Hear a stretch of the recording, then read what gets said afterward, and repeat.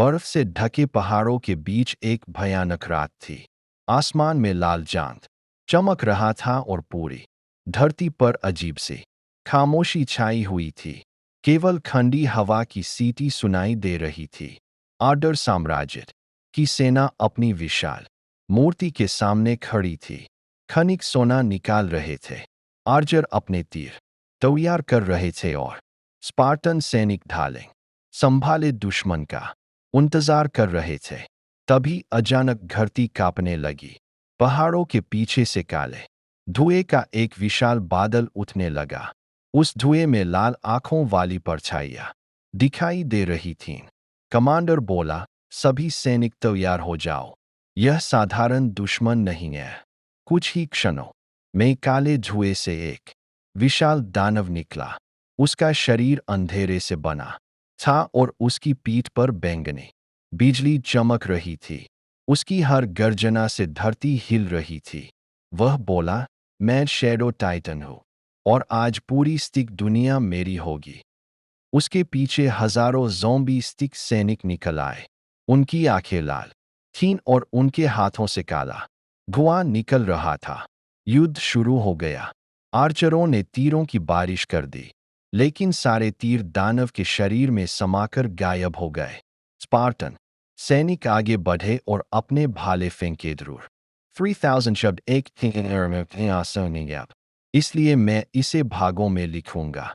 या भाग 1 प्रस्तुत एब स्टिक वॉर लेगेसी डर का श्राप। भाग 1 आली छाया का जागना।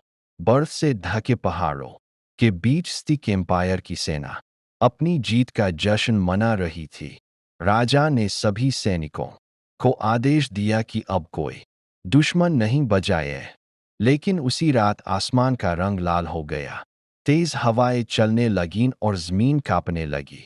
एक पुराने टूटे हुए मंदिर के नीचे सदियों से बंद एक भयानक शक्ति जाग उठी। माइनर जब सोना खोद रहे थे, तभी उनकी कुदाल किसी काले पत्थर से टकराई। पत्थर टूटे ही उससे काले धुएं का विशाल बादल निकला।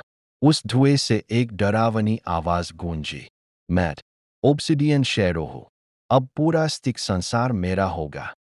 धुआं चारों तरफ फैल गया। जो भी सैनिक उसके संपर्क में आया, उसकी आंखें लाल हो गईं, उनका शरीर काला पड़ गया और वे अपने ही साथियों पर हमला करने लगे। सेनापति ने चिल्लाकर कहा, सब पीछे हटो, ये हमारे सैनिक नहीं रहे। लेकिन अब बहुत देर हो चुकी थी। काली छाया ने एक विशाल राक्षसी रूप धारण कर लिया। उसके शरीर से नीली बिजली निकल रही थी और उसकी आंखें आग की तरह चमक रही थीं। उसने एक ही वार में दर्जनों सैनिकों को हवा में उछाल दिया। आर्चर बारिश की तरह तीर चलाने लगे, मगर सारे तीर उसके शरीर में समा गए। ऐसा लगा जैसे वह किसी अंधेरे धुएं से बना हो।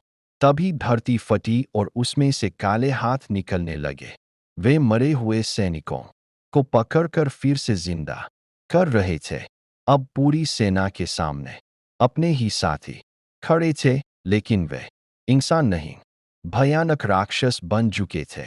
राजा ने घबराकर कहा, अगर यह शक्ति नहीं रुकी तो हमारा पूरा साम्राज्य खत्म हो जाएगा। उसी समय दूर पहाड़ की चोटी पर एक रहस्यमयी जादूगर दिखाई दिया। उसने कहा, इस अंधकार को केवल प्रकाश की तलवार ही रोक सकती है। लेकिन वह तलवार श्रापित जंगल के सबसे गहरे हिस्से में छिपी है। वहां से आज तक कोई जिंदा वापस नहीं आया। राजा ने अपने सबसे बहादुर योद्धाओं स्पार्टन, आर्जिडोन, मैजिकिल और जायंट को उस तलवार की खोज पर भेज दिया। लेकिन उन्हें यह नहीं पता था कि जंगल के अंदर उनसे भी ज्यादा भयानक चीज उनका इंतजार कर रही थी।